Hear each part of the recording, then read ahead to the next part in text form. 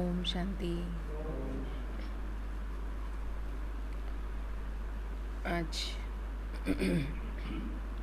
22 मई प्यारे बाप दादा के महावाक्य। आज बाबा ने कहा, मीठे बच्चे, बाप की मदद या पूरा वर्षा लेने के लिए सगे बच्चे बनो। क्या करना है?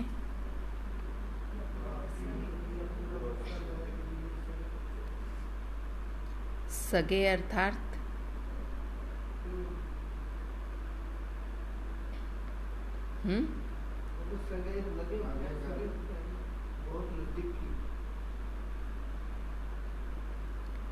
बाप की मदद या पूरा वर्षा लेने के लिए सगे बच्चे बनो।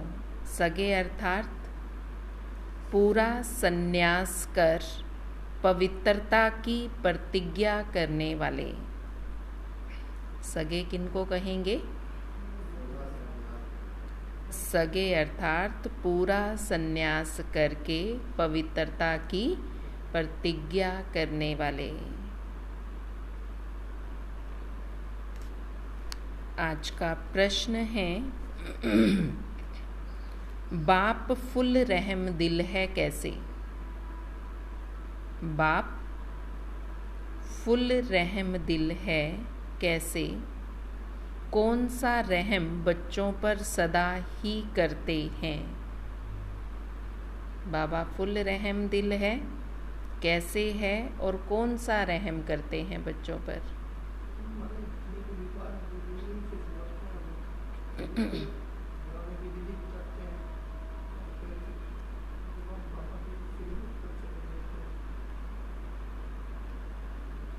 और क्यों है बाबा रहम दिल?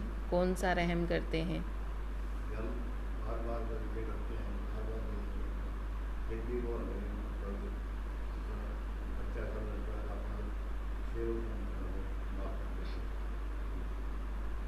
और जसवीर भाई जी, क्यों है बाबा रहम दिल और कौन सा रहम करते हैं?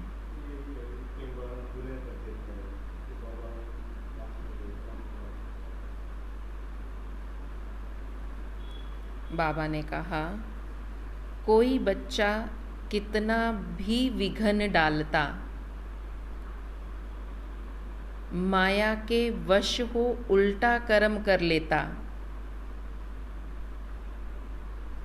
लेकिन फिर भी अगर कोई भूल महसूस करता है तो बाप उसे शरण ले कहते हैं, अच्छा फिर से ट्रायल करो। कोई कितना भी विघ्न डाले, माया के वश होकर उल्टे कर्म करे, लेकिन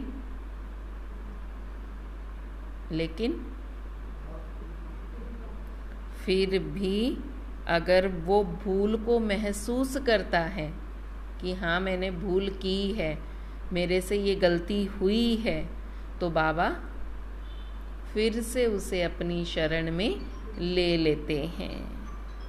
और शरण में लेकर क्या कहते हैं?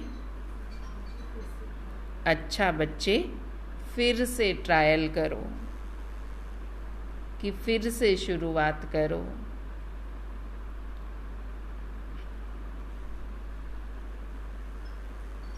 अब गुणों को निकाल गुणवान बनो। बाप फुल रहम दिल है,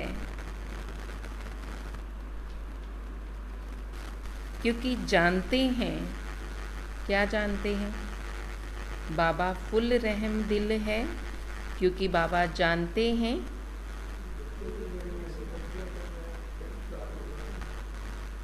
और बच्चे और जाएंगे कहाँ?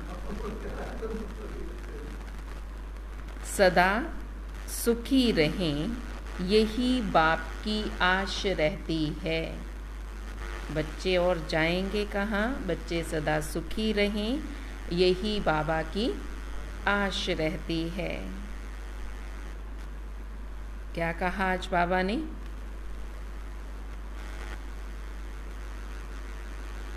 बाबा ने कहा क्या? बाबा ने प्रश्न पूछा कि फुल रहम दिल है बाबा, और कौन सा रहम बाबा बच्चों पर करते हैं? क्यों कौन सा रहम करते हैं? कि बच्चे कितना भी विघ्न डालें, माया के वश होकर उल्टे कर्म करें, लेकिन फिर भी अगर अपनी भूल महसूस करते हैं तो बाबा उनको फिर से अपनी शरण में ले लेते हैं और कहते हैं बच्चे फिर से ट्राई करो, अवगुणों को निकालो, गुणवान बनो, क्योंकि बाबा तो फुल रहम दिल है ना, क्योंकि जानते हैं बच्चे और जाएंगे कहाँ। इसलिए बाबा फिर आशीर्वाद कर रहे हैं कि बच्चे सदा सुखी रहो, यही बाप की आश रहती है। आज का गीत है तुम्हारे बुलाने को जी चाहता है। ओम शांति। मीठे मीठे बच्चे, तुम्हें गोप गोपियां भी कहा जाता है। सतयुग में गोप गोपियां नहीं होते, वहाँ तो राजधानी चलती है। गोप और गोपियां संगम युग पर हैं, जबकि गोपी वल्लभ भी आते हैं। वल्लभ बाप को कहा जाता है। बच्चे याद करते हैं कि बाबा आप फिर से आओ। सभी सेंटर्स के बच्चे होंगे। सबको पता है बाबा इस समय मुरली चलाते हैं। वह मुरली फिर टेप में भरती होगी, लिखते भी होंगे। हम धारण करेंगे, फिर दूसरों को भी धारणा कराएंगे। यह सब समझते होंगे कि मधुबन में गोप गोपियां गोपी वल्लभ से सम्मुख सुनते होंगे। वो ही मुरली फिर हम 4-5 दिन के बाद सुनेंगे। पहले मधुबन से जब मुरली आती थी तो 4-5 दिन लग जाते हैं पोस्ट आने में, तो उतने दिन के बाद मुरली मिलती थी। पहले मधुबन में चलती, फिर पहुंचती थी। तो बाबा बता रहे हैं कि सबको पता है बाबा इस समय मुरली चलाते हैं, फिर वो टेप में भरी जाएगी, लिखी जाएगी, फिर उसके बाद सब सेंटर्स पर जाएगी। तो बाबा कहते ऐसे ऐसे ख्यालात फिर बच्चों को चलते रहते हैं। उस समय बच्चों को फिर ये ख्यालात चलते थे अभी बाबा मुरली चला रहे होंगे, बाबा ने आज क्या कहा होगा, फिर वो 5-6 दिन के बाद मिलेगी। परंतु अब तो देखो कितने लक्की बच्चे हैं, रात को ही मुरली मिल जाती है। रात को ही फ़ोन पर मुरली चाहे अगले दिन की पढ़ लो, रात को ही मिल जाती है। रात वही तो रात को ही मिल जाती है मुरली। तो ऐसे ख्यालात चलते हैं। कहते हैं बाबा आप आओ तो हम सदा मुस्कुराने लग जाएं, जैसे देवता सदा हर्षित रहते हैं। वहाँ यथा राजा रानी तथा प्रजा सब हर्षित रहते हैं। वहाँ दुख का नामो निशान नहीं रहता। यहाँ तो है ही प्रजा का प्रजा पर राज्य। तो बच्चे जानते हैं बाबा आकर हमको पढ़ाते हैं। यहाँ गरीब ही अच्छी रीति पढ़ते हैं। जैसे वो गरीब भी कोई MLA कोई MP बन जाते हैं, यहाँ भी गरीब ही पढ़ सकते हैं। वारिस गरीब बनते हैं। शाहूकारों के पास तो लफड़े बहुत रहते हैं। एक तो उनको धन का नशा रहता है और दूसरा फुर्सत नहीं मिलती। फिर बलि भी कैसे चढ़ेंगे? एक बाबा कहते साहूकार वारिस नहीं बन सकते। क्यों? एक तो उनको धन का नशा रहता है और दूसरा फुर्सत नहीं है, तो बलि कैसे चढ़ेंगे? यहाँ तो तन मन धन सहित बलि चढ़ना पड़े, तब वारिस बने। वारिस बनना है तो उसके लिए बाबा समझा रहे हैं, तन मन धन सहित बलि चढ़ना है। शाहूकारों का तो हृदय विदीर्ण हो जाए। बाबा कहते हैं अगर वो बलि चढ़ने लगे फिर तो उनका हृदय विदीर्ण हो जाए।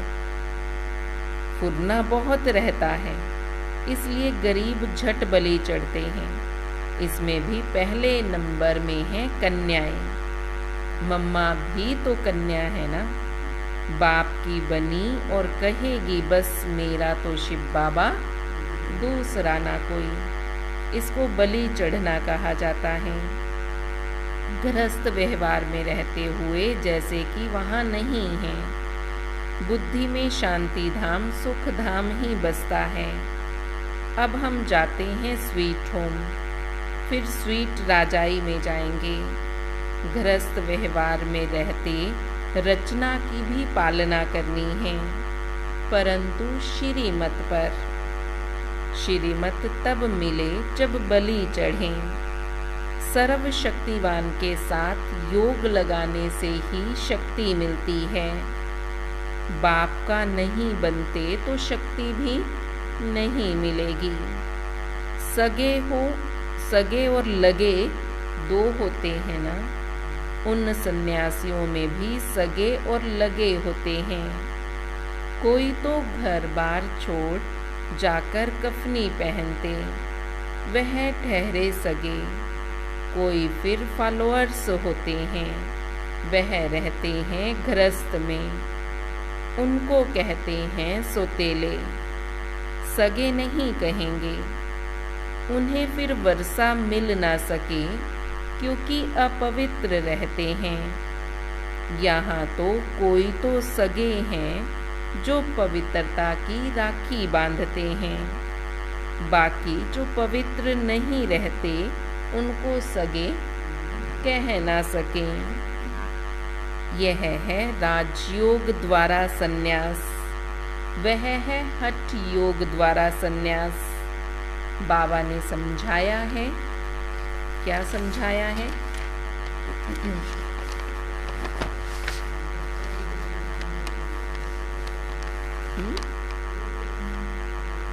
पवित्र जरूर बनना है। और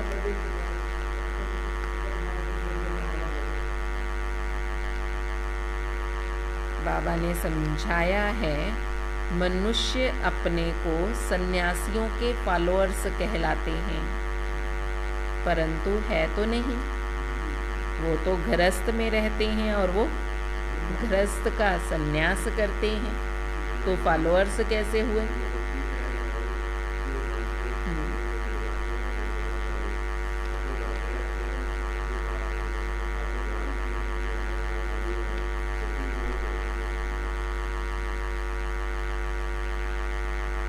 मतलब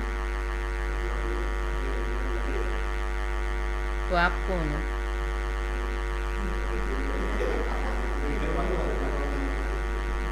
बाबा ने क्या समझाया है, कौन सगे हैं और कौन लगे हैं? बाबा ने क्या समझाया कि कौन सगे हैं कौन लगे हैं?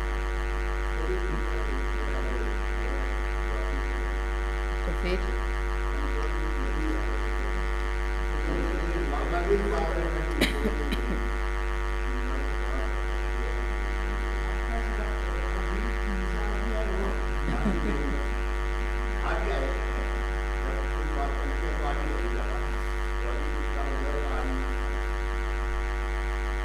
बाबा समझा रहे हैं, वास्तव में फॉलोअर्स व सन्यासी वह कहला नहीं सकते।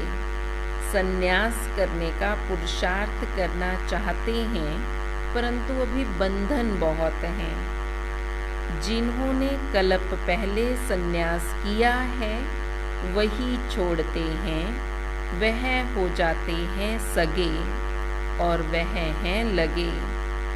यहाँ जो भी बाबा के बनते हैं वो सब सगे ठहरे। मदद और वर्षा भी सगों को मिलेगा, लगों को मदद मिल नहीं सकती।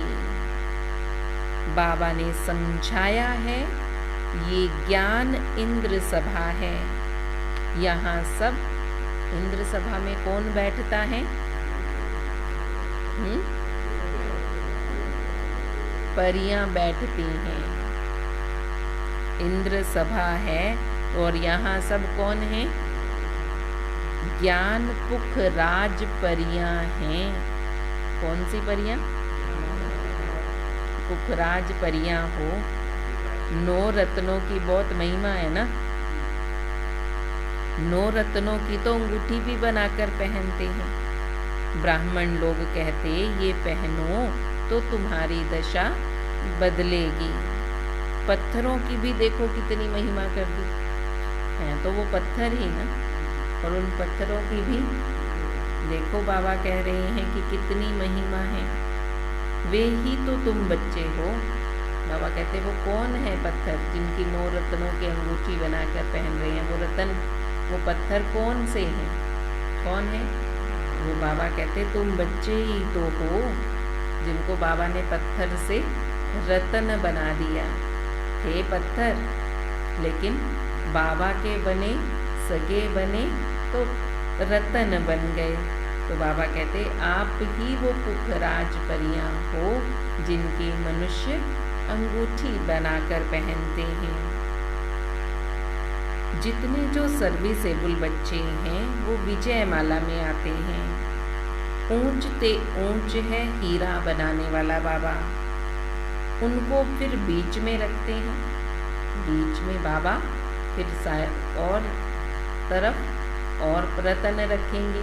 तो बाबा कहते बीच में बाबा माना मूल्यवान, सबसे मूल्यवान पत्थर, और फिर रतन, फिर उसके बाद तुम सब बच्चे रतन।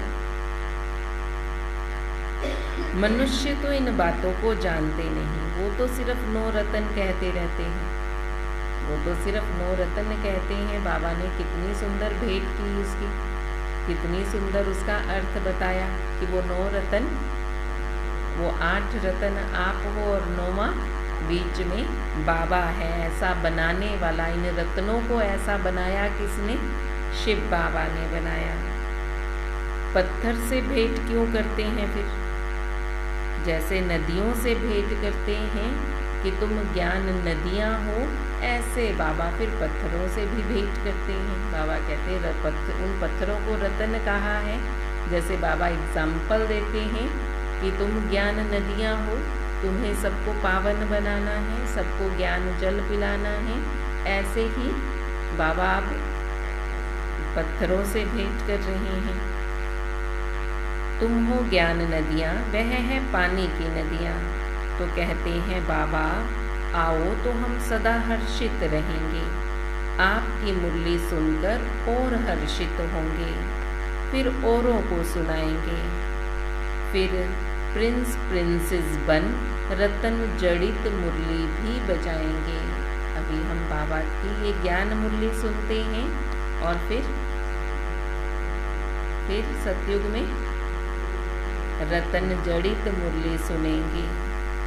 मुरली बजाने का शौक रहता है ना किसको?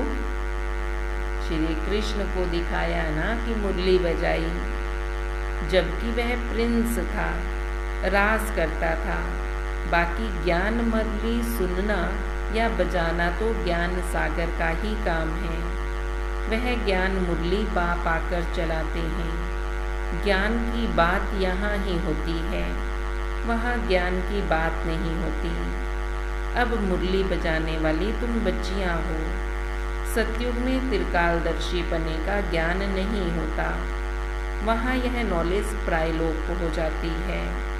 परंपरा नहीं चल सकती, पीछे तो होती है प्रारब्ध। ज्ञान एक ही बार मिलता है। अभी तुम 21 जन्मों के लिए प्रारब्ध पा रहे हो।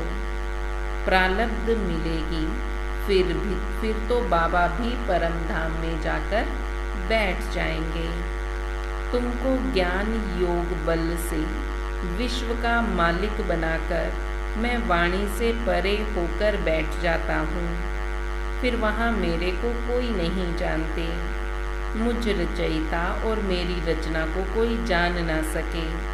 ना बाप को जानते हैं, न सृष्टि के आदि मध्य अंत को जानते हैं। वहाँ ये ज्ञान नहीं रहता। राधे कृष्ण को ये पता ही नहीं। क्या पता नहीं? राधे कृष्ण को ये पता ही नहीं कि हम 16 कला से फिर 14 कला बनने वाले हैं।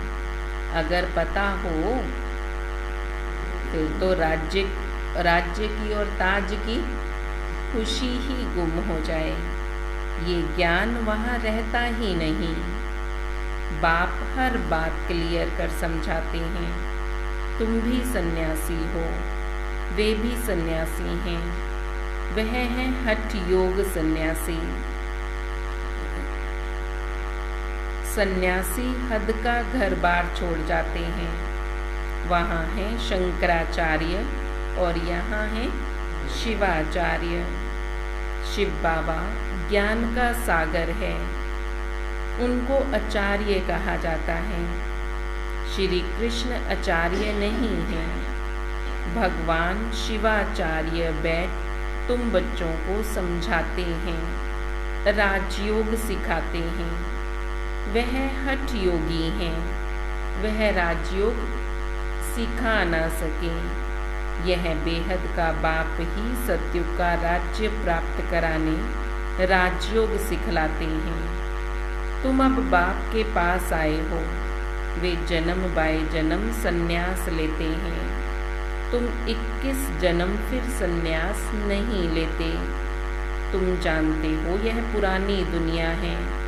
हम इस पुरानी दुनिया को ठोकर मारते हैं। शिव बाबा ने 2 प्रकार की यात्रा समझाई है। एक है रूहानी यात्रा, दूसरी है जिस्मानी यात्रा। सुप्रीम बाप कहते हैं मैं तुमको यात्रा पर ले जाता हूँ, फिर तुम मृत्यु लोक में नहीं आएंगे। बाप है सुप्रीम पंडा, उनके बच्चे भी पंडे ठहरे। तुम हो रूहानी पंडे, रूहानी यात्रा कराने वाले।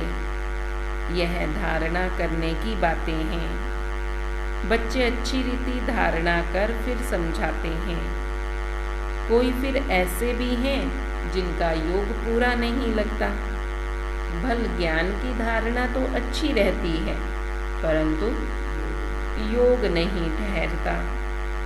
ज्ञान में माया इंटरफेयर नहीं करती, पर योग में करती है।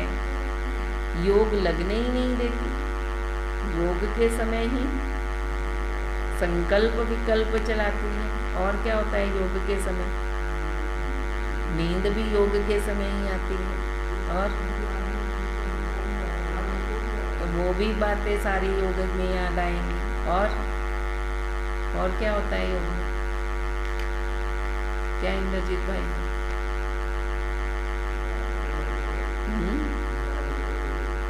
माया से लड़ाई होती है, तो बाबा कहते योग में ही माया इंटरफेयर करती है। जैसे रेडियो में स्पीच करते हैं तो लड़ाई जब लगती है तो 1-2 का आवाज सुनने नहीं देते, खिटखिट करते हैं। तो योग में माया भी इंटरफेयर करती है। क्या समझा रहे हैं बाबा? कि जैसे कोई रेडियो चल रहा, रेडियो पहले तो बाबा के टाइम में तो रेडियो था ना, रेडियो चल रहा हो और कोई लड़ रहा हो तो फिर उनकी आवाज़ सुनाई देगी क्या? तो उनकी आवाज़ सुनाई नहीं देगी।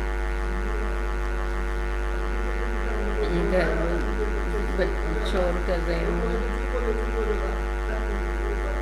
तो बाबा भी यही समझा रहे हैं कि सुनने नहीं देंगे। ऐसे ही हम बाबा के साथ बात करने के लिए बैठे और माया आकर खिटखिट करेगी, अपनी बात करेगी, तो क्या होगा? बाबा से फिर बाबा की बात सुनाई नहीं देगी। तो योग में माया भी इंटरफेयर करती है। भारत में योग का नाम बहुत मशहूर है। प्राचीन योग किसने सिखाया? शिव बाबा ने। और मनुष्य कहते हैं श्री कृष्ण भगवानुवाच, श्री कृष्ण ने सिखाया। श्री कृष्ण तो है सतयुग में, उनका नाम रूप देश काल बदलते बदलते अब यह अंतिम जन्म है। फिर उसमें बाप प्रवेश कर उनको यह बना रहे हैं। तुम जानते हो, क्या जानते हो? तुम जानते हो क्या इंद्रजीत भाई जी?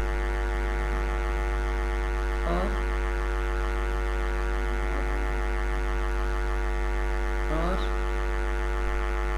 माला माल हो रहे हैं। राजयोग बाबा ही आकर सिखाते हैं। तुम जानते हो हम ब्राह्मण सो देवता बने, फिर देवता सो क्षत्रिय सो वैश्य सो शूद्र बने। अब बाप बैठ समझाते हैं, मैं तुम्हें जो नॉलेज देता हूँ इससे तुम फिर से देवता बन जाते हो।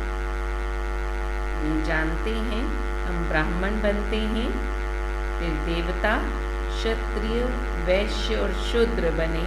अब शूद्र से बाप ज्ञान दे रहे हैं, फिर देवता बनेंगे। फिर जब तुम देवता बन जाते हो तो ये ज्ञान त्रैलोक हो जाता है। इस द्वारा सुनाता हूँ। तो पहला नंबर नदी ये ब्रह्मा है।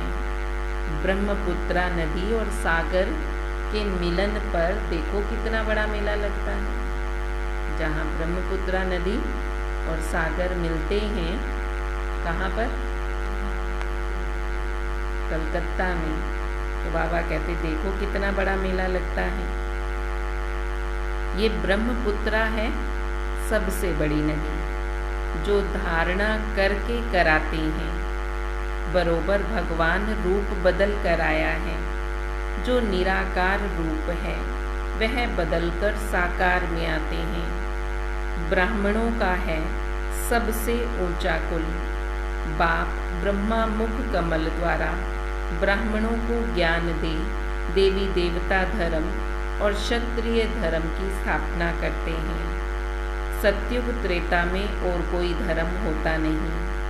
अब स्थापना हो रही है। राधे कृष्ण जो हैं वही फिर लक्ष्मी नारायण बनते हैं। जिन्होंने भी पढ़ाई की है वे सतयुग में तो जरूर आएंगे, क्योंकि अविनाशी ज्ञान का विनाश नहीं होता। प्रजा तो बहुत बनती है ना, कोई चले जाते हैं फिर चक्कर लगाकर आ जाते हैं, जाएंगे कहाँ? क्षमा तो एक ही है, परवाने अनेक हैं, तो क्षमा पर आते रहेंगे। भगंती हो जाने वाले भी आएंगे, जाएंगे कहाँ? बाबा कहते जो भी हैं बाबा के बच्चे, चाहे आज छोड़कर चले गए हैं, परंतु हड्डी तो एक ही है, जाना कहाँ है? आना तो सब ने यही है। कहा भी गया है सतगुरु की निंदा कराई तो फिर भी बाबा के पास आते हैं, तो समझा जाता है कि फिर से तुम ये ज्ञान उठा सकते हो। वह फील करते हैं कि बरोबर हमने भूल की। दुनिया में तो कहते हैं सतगुरु का निंदक छोड़ ना पाए, लेकिन बाबा कहते तुम बच्चे भी सतगुरु की निंदा कराते हो तो भी कहाँ जाओगे? जान आना तो फिर भी बाबा के पास ही है। तो बाबा फिर भी बच्चों को शरण में लेते हैं। उनको शरण तो देनी पड़े ना। बाबा कहते उनको शरण में तो लूँगा ना, उनको देनी तो पड़ेगी ना। फिर भी सेवा तो की है। फिर बाबा कहते फिर और भी आगे सेवा करेंगे, क्योंकि भूल की है तो फील भी करते हैं कि हमने भूल की है। अंत तक बाबा सब बच्चों पर फुल रहम करते रहेंगे। ये नहीं कि थोड़ा थोड़ा करेंगे। बाबा कहते हैं अंत तक बाबा बच्चों पर फुल रहम करते रहेंगे। कितना भी विघ्न डालते हैं फिर भी बाबा कहेंगे, कितना रहम दिल है बाबा। कितना भी कोई विघ्न डाले फिर भी बाबा कहते रहते हैं, बच्चे कोई बात नहीं, फिर से ट्राई करो, मना नहीं है। बाबा तो है फुल रहम दिल, तुम उनके बच्चे हो ना। कहते हैं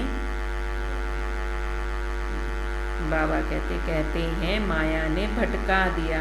फिर आते हैं, भूल फील करते हैं तो कहते हैं बाबा हमारी गलती नहीं है, माया ने हमें भटका दिया। फिर भी उनकी सर्विस की जाती है। बाबा फिर भी रहम दिल है, बाबा जानते हैं तो मेरे ही बच्चे, फिर भी बाबा कहते उनकी सर्विस की जाती है। शरण में आते हैं तो फिर से उठाता हूँ।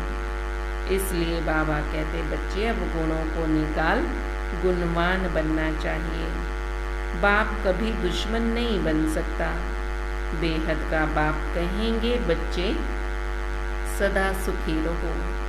बाप को बच्चों पर रहम आता है कि बच्चे और जाएंगे कहाँ, और कोई जगह तो है नहीं जहाँ बाप से वर्षा ले सके।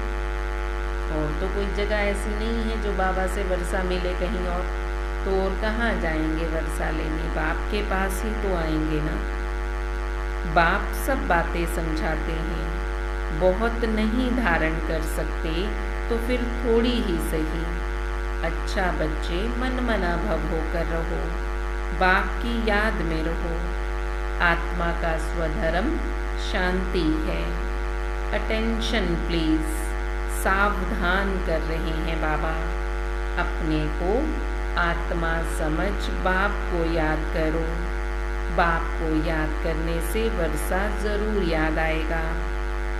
ऐसे हो नहीं सकता वर्षा याद ना आए। बाप और वर्षे को याद करने से तुम जीवन मुक्त बनते हो। कितनी सहज बात है। नाम ही रखा है सहज राजयोग। योग कहने से ही मूंझते हैं। यह तो बाप को याद करना है ना। बाबा कहते अरे बच्चे तुम बाप को भूल जाते हो।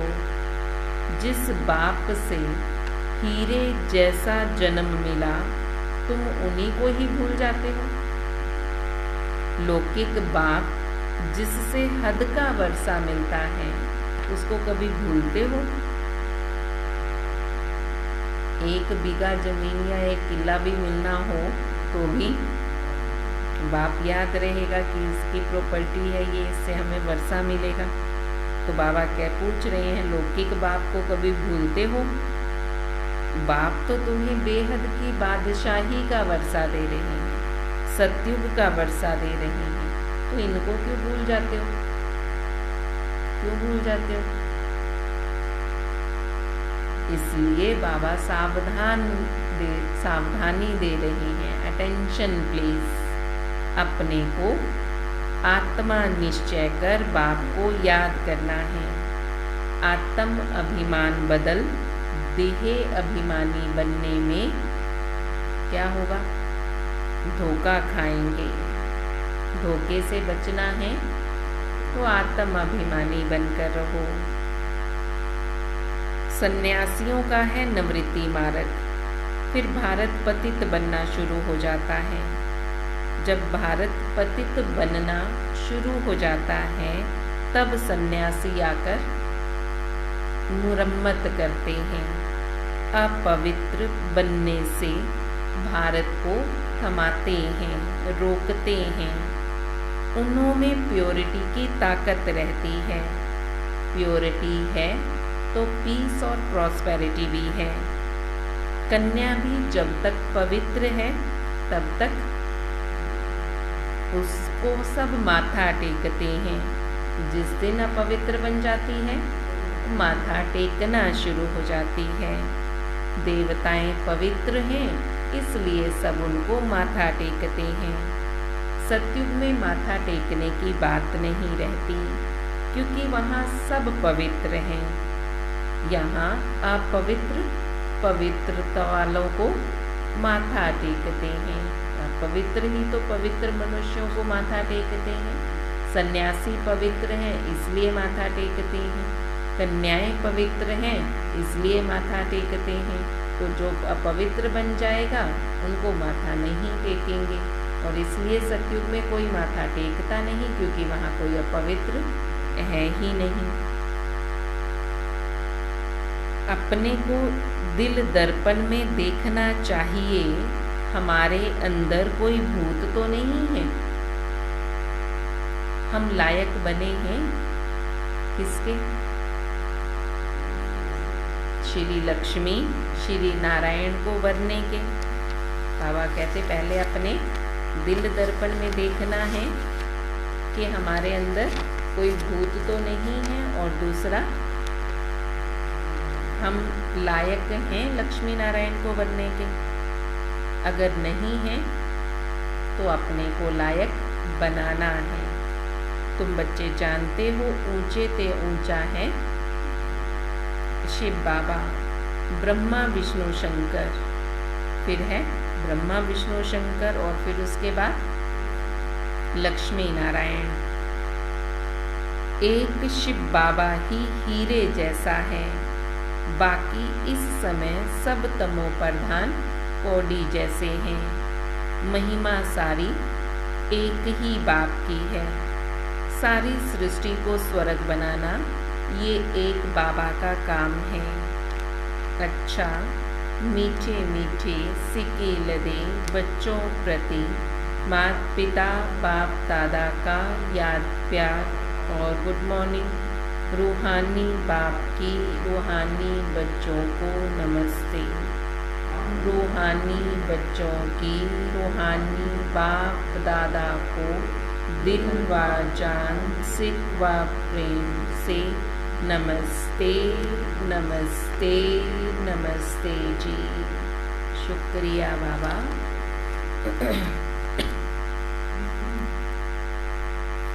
धारणा के लिए मुख्य सार है, बाप पर पूरा बलि चढ़, बाप का सगा बच्चा बन, बाप से पूरा वर्षा लेना है। क्या करना है? बाप पर पूरा बलि चढ़, बाप का सगा बच्चा बन, बाप से पूरा वर्षा लेना है। पूरा पवित्र बनना है।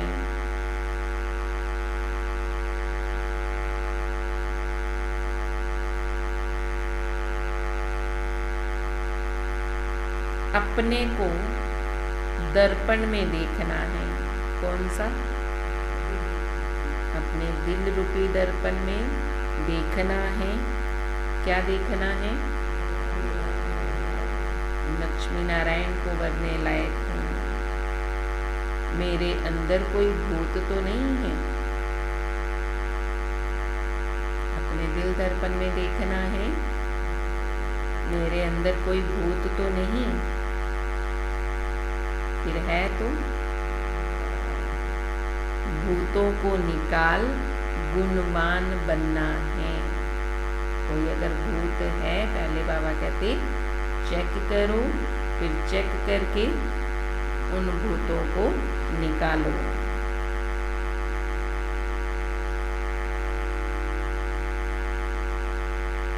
बाप की मुरली सुन धारण कर औरों को करानी है। आज का वरदान है, सतगुरु बाबा वरदान दे रहे हैं, परमार्थ के आधार पर व्यवहार को सहज बनाने वाले भाग्यवान आत्मा भव। परमार्थ के आधार पर व्यवहार को सहज बनाने वाले भाग्यवान आत्मा भव। क्या वरदान दिया बाबा ने?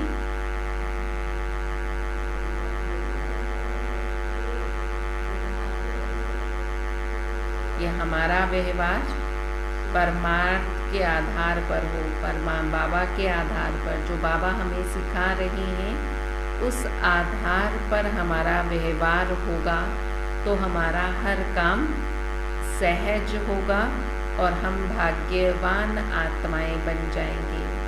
भाग्यवान आत्मा बनने के लिए अपने व्यवहार को सहज करना है और व्यवहार सहज होगा जो बाबा कह रहे हैं उस आधार पर हम कर्म करेंगे। इसीलिए बाबा ने वरदान दिया, परमार्थ के आधार पर व्यवहार को सहज बनाने वाले भाग्यवान आत्मा भव। आधा कल्प व्यवहार में, भक्ति में, धर्म के क्षेत्र में, सब में मेहनत की और अभी मेहनत से छूट गए। अभी व्यवहार भी परमार्थ के आधार पर सहज हो गया। निमित्त मात्र कर रहे हो। निमित्त मात्र करने वालों को सदा सहज अनुभव होगा। व्यवहार नहीं है लेकिन खेल है। माया का तूफान नहीं लेकिन ड्रामा अनुसार आगे बढ़ने का तोहफा है। तो मेहनत छूट गई ना, ऐसे मेहनत से अपने को बचाने वाली श्रेष्ठ भाग्यवान आत्मा हूँ, इसी स्मृति में रहना है। आज का स्लोगन है, जीवन में मधुरता का गुण धारण करना ही महानता है। जीवन में मधुरता का गुण जो धारण करते हैं, बाबा समझा रहे हैं, वही महानता है।